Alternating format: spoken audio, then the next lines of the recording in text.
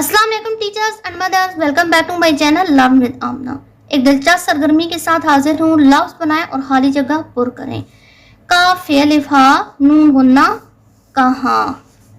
इधर से ये लेंगे और साथ नून गुन्ना मिला देंगे तो लफ्ज बन जाएगा कहाँ। वाव है लिफा नून गुन्ना वहाँ। ये है लिफा नून गुन्ना यहाँ। हे पेशवा हूँ नून गुन्ना हूँ।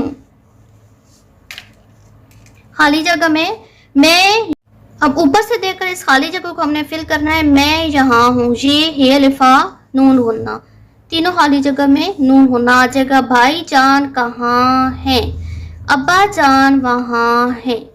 पहले बच्चों ने इसको इसके साथ मिलाकर पूरा एक लफ्ज बनाया है। फिर इसके बाद सूटेबल अल्फाज के साथ इन खाली जगह को फिल करवाना है।